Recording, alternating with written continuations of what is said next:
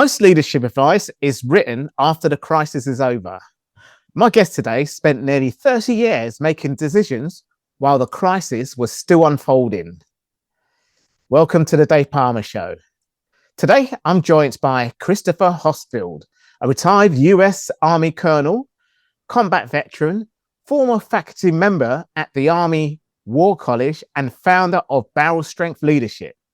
Chris has spent decades leading in environments where information was incomplete, time was limited, and the consequences of getting a decision wrong were very real. Today, he works with leaders from the business world, taking them beyond leadership theory and into immersive experiences that force them to think through complex decisions under pressure, often on some of history's most significant battlefields. Because whether you're talking about military operations, emergency services, healthcare systems, government agencies, or major organizations, the challenge is often the same. How do people make good decisions when they don't have all the information they want? Chris, welcome to the Dave Pamah Show. Thank you for having me, Dave. I appreciate it. Appreciate having you here. Obviously, I do like when the military and any kind of first responders and that come on the show, any kind of related thing like that, because I can relate to some point, where your fingers on the pulse a bit more than other people have ever experienced, But yeah, your experience is quite unique in that sense, and obviously you're like myself. I do my own thing to kind of pay back, and you're doing your own stuff as well. But Chris, you've led people in situations where hesitation carried real consequences, and today you put business leaders in environments that recreate that pressure. When leaders step into a battlefield and see the reality of those decisions for themselves, what changes in the way they understand leadership that simply can't be learned in a meeting room? If you're like me, I've always hated being talked at. And that's the way sometimes a lot of leadership seminars or lectures seem to go. You go to the local hotel, you sit in a little conference room, and they throw some PowerPoint slides up or a picture, and then they talk at you. Yeah. What I think is most important is when they're there, they're able to see the complexity of all the things, the inputs that are driving someone to make a decision, whether it's good or bad. And then by doing so, they're really able to understand that those complexities are really can be very generalized for themselves. And then suddenly this light bulb goes off. That's something that is in their business world, a potential future problem set that they may have, is actually not that different than something they've seen, heard about, read about, and it just puts in this new unique framework that suddenly anchors them and anchors their thinking in a new way. And you see that light bulb go off, and that's what I love. It's really just an incredible thing. Yeah, I mean, do you notice that anchor kind of that new anchoring situation, and how do you notice it? So you can do so. I'm just going to give you a great example. A couple weeks ago, I was in Normandy for the 82nd anniversary of the landings, and I helped take some people around, and we talked about units we had both been in, and we went to some other places. And you can stand on somewhere like Omaha Beach, and suddenly something like Saving Private Ryan's opening scene, you're standing there. You see it, you realize it, that emotion that you felt in the movie gets amplified 300-fold. And then you can ask a question like, what got them off the beach? Was it really Tom Hanks, or was it a leader, the people that were, the way they were communicating on the beach, those that were looking for someone to lead them off? And you could say, is that something that has happened in what's your metaphorical beach in the business world? Is it getting into a new business sector? Is it getting into something difficult that's you're having to make very weighty decisions within that framework of what you do. And that's what I think is that moment that they're able to translate those things into a very real world problem solving framework. Yeah, yeah. Yeah, I mean, and the other thing is that many people experience leadership through books and, as you say, seminars and management courses and things like that. But pressure changes everything. But Absolutely. yeah, so what surprises executive most when they experience leadership lessons on the battlefield? Yeah, And it's the compression of time. yeah, God, Within their business world, it's sometimes very hard to say this is when something started and this is when it ended, and these are the consequences. You can measure the consequences by either, dollars spent, people hired, whatever it may be.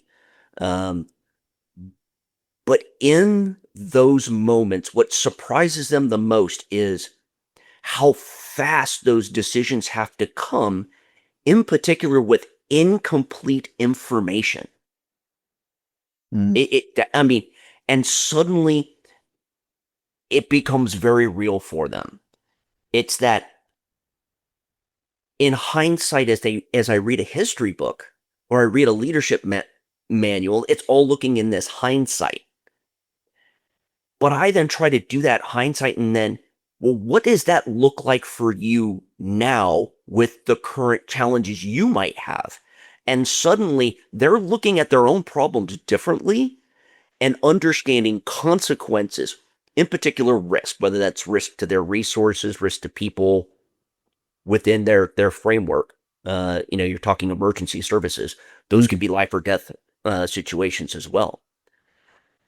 They're able to take that time compression and go, I've actually got some time, and I know now what questions I need to ask in order to make a better informed decision, and realizing it's okay to make decisions with incomplete information. yeah. Yeah, and one of the biggest challenges across every sector is acting before certainty arrives. Yeah, We love the idea of tell me the 100% solution on this. And you're like, people are making sometimes weighty decisions with 51.1% yeah. And information. whether it's military operations, emergency services, as you mentioned just now, healthcare or business, um, tell us about a moment when you had to make a major decision without having all the information you wanted. Um, lots of times in combat. One of my jobs was as the current operations. I was running the 911 center for a large sector of Afghanistan. Oh well, okay, yeah, that's And a helicopter goes down, and I'm woken up at 2 o'clock in the middle of the night. yeah, And they're saying, what do we do? mm, I have to make very weighty, split second decisions to get a large sector of things going. And so it's okay, what decisions can I make now? What additional information do I need to make the next set of decisions?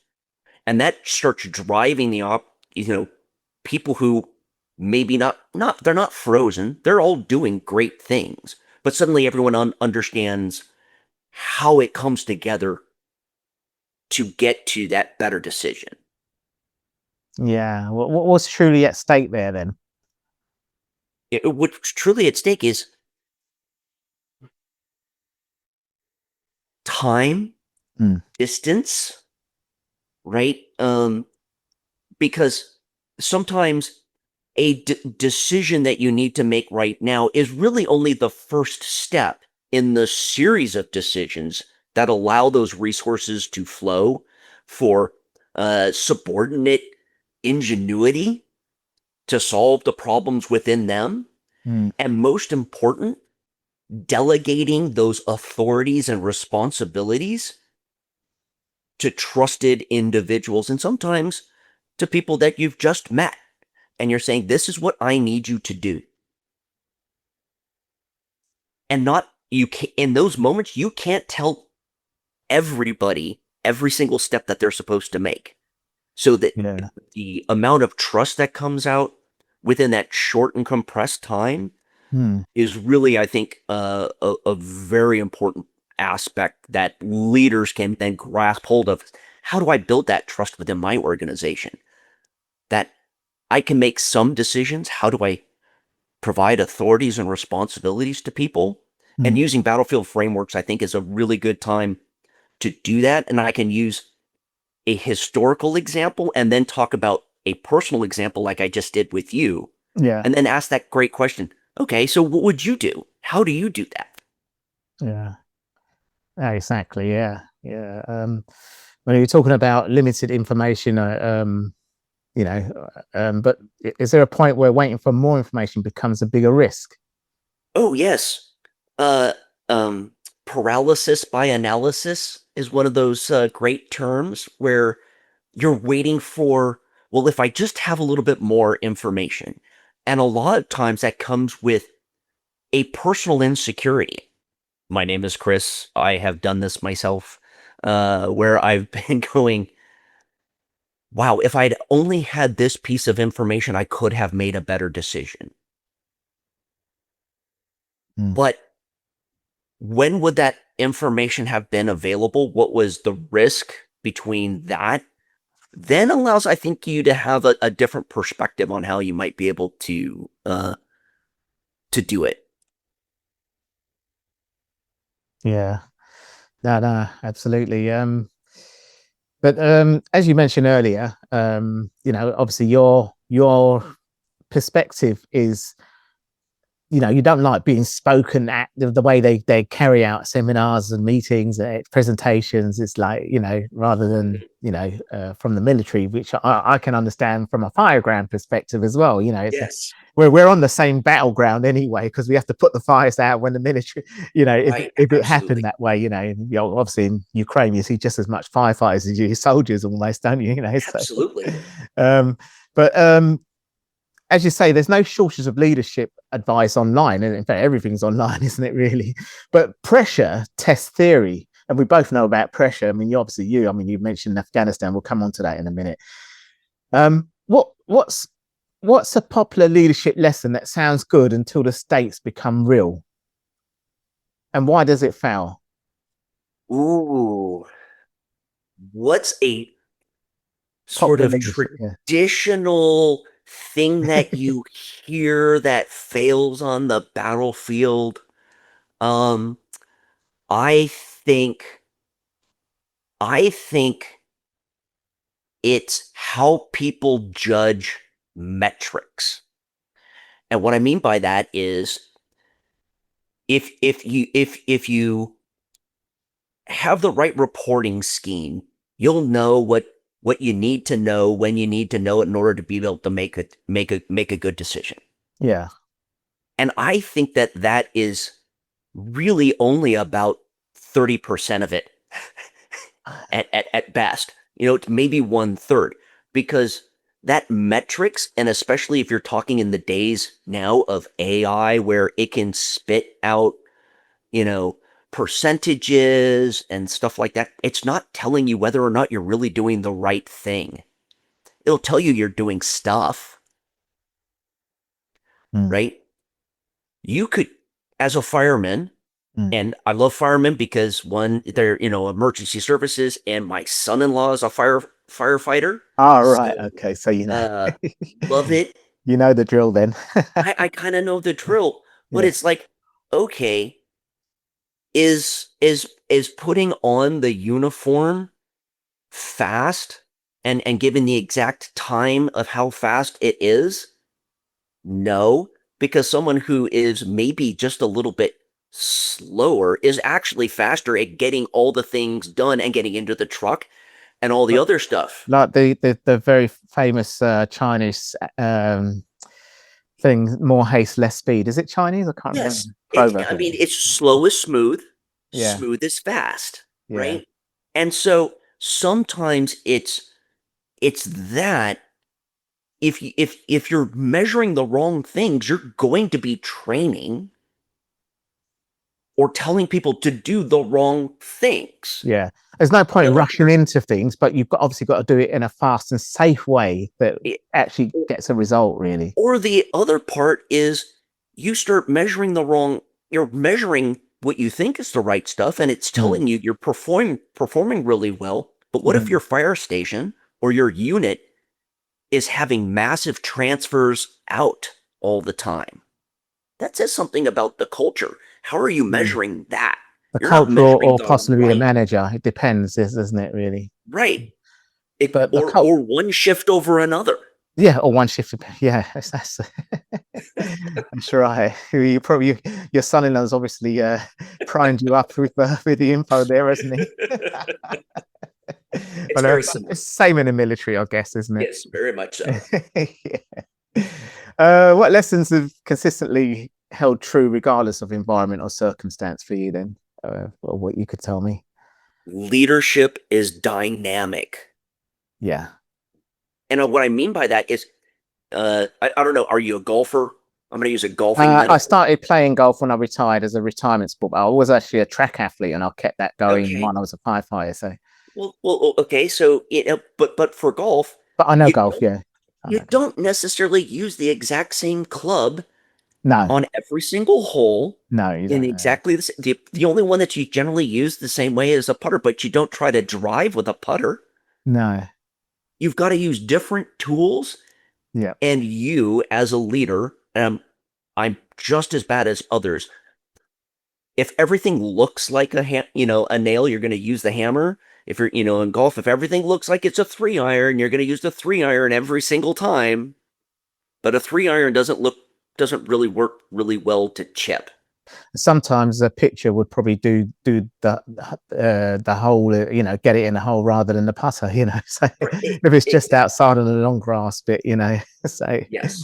so it's yeah, But if you can think through the different dynamics and yeah, that how you led for one phase of your company's growth or for one phase of an operation, maybe what's needed for a different phase is different, mm, right? You may need someone in the emergency service world who's really good at the immediate crisis, getting everyone deployed where they're supposed to go to set things in motion. But maybe then you need someone else to come in and provide a little bit more of a calming, that balanced approach. Who's that in your organization? Who's that mm, within your shift? Who's that within your truck? And when I mean truck, I'm talking fire engine or I'm talking a military vehicle with 5 people, and one of them's a machine gunner and one of them's a driver. One of them's a yeah, radio operator. yeah.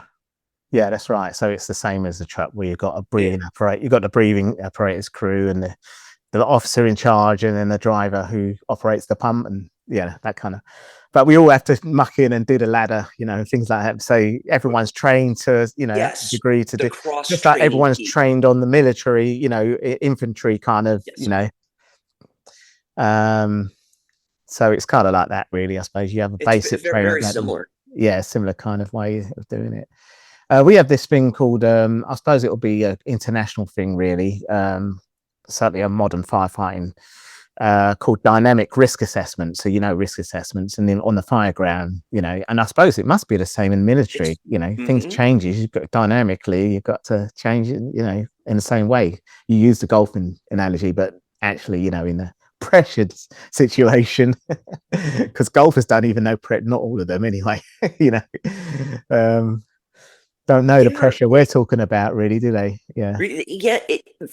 How do you understand your environment, which includes the people, the Yes. physical environment, the Yeah. emotional environment, the Yeah. intellectual environment, Yep. the information environment? How you understand those things should update your risk. And as those conditions change, you need to determine what are those things that are going to be the ones that might, you know, not not allow you to continue, to cause you to make a stop, Mm. right? In the military, we call it risk to mission, the ability to actually accomplish what you need to do.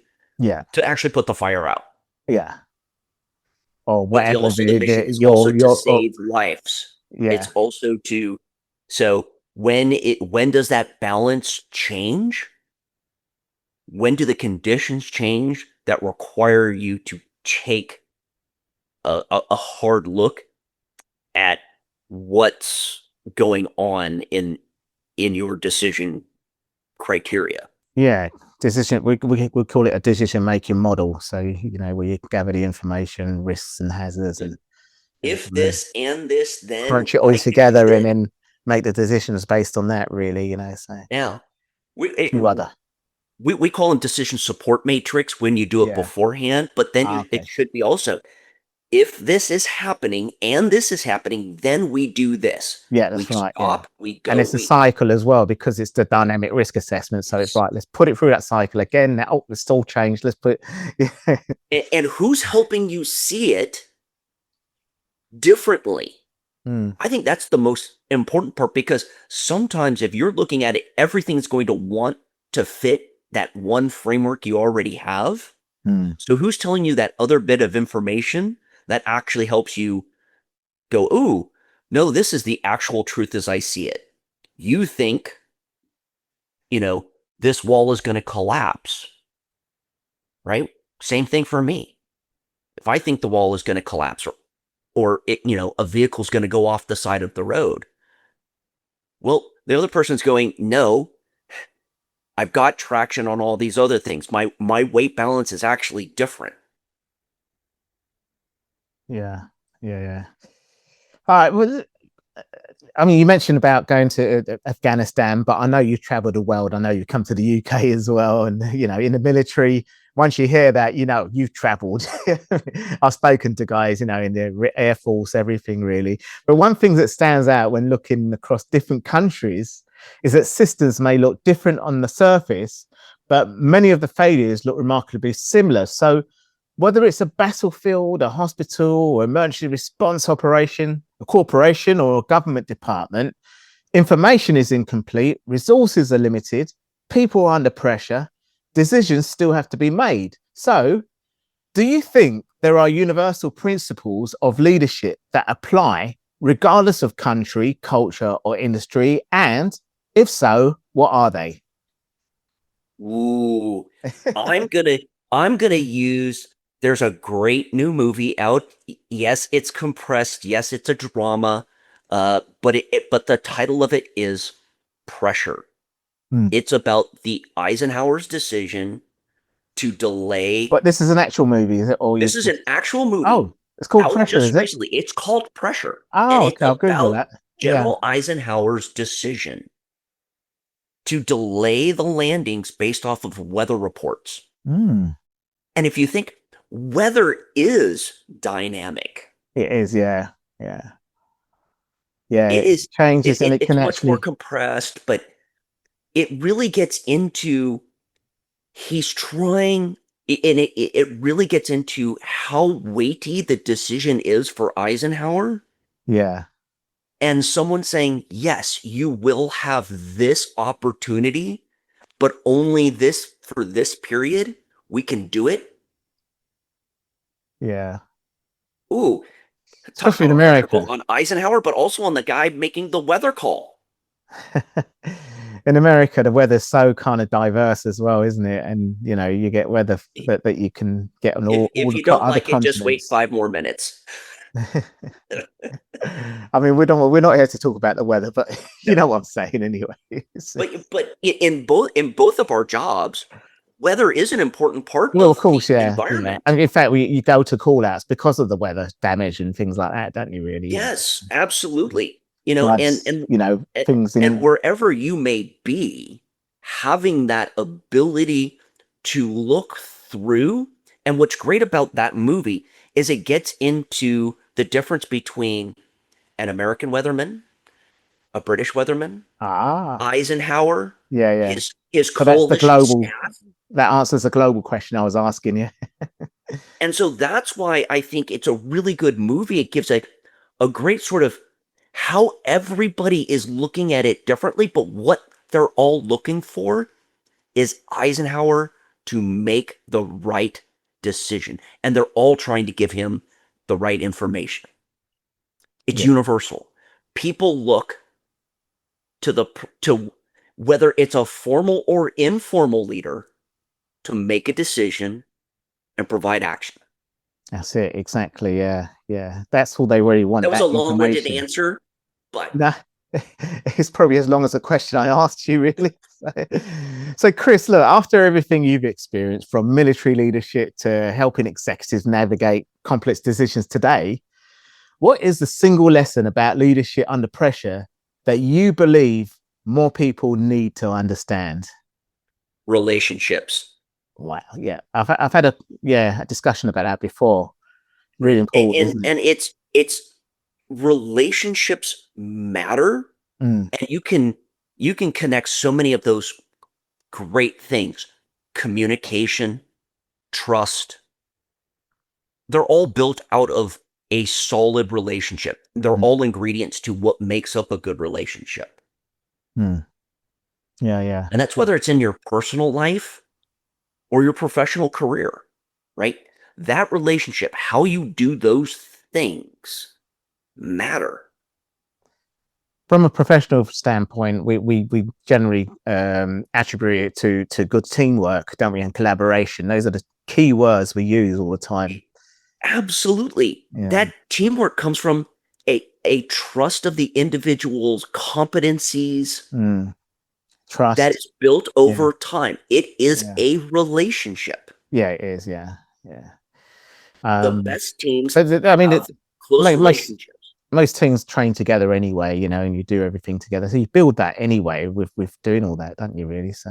But that's hard in the business world when your job is from 9 until 5. Mm. Well, what about if it's hybrid?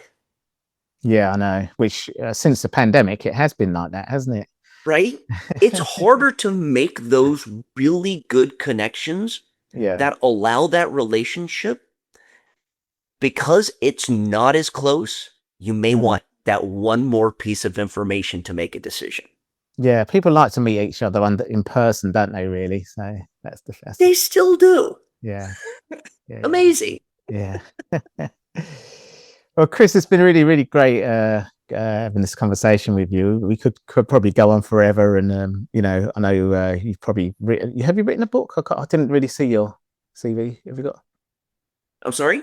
Have you written a book? I can't remember if you got that in you. Not Not yet. It's in the process. Okay. Yeah. And I'm telling you, it's going to be kind of in that same where it's the historical, a personal story, and what is the leadership lesson, you know, based off of a theme. Relationships, communication, etc. Yeah. Fantastic.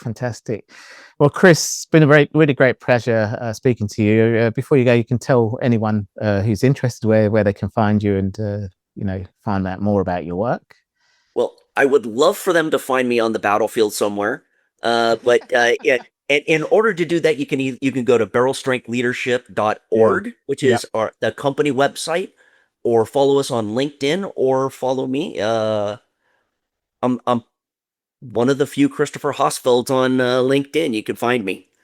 Excellent. Well, Chris, thanks a lot once again. Great. Thank you.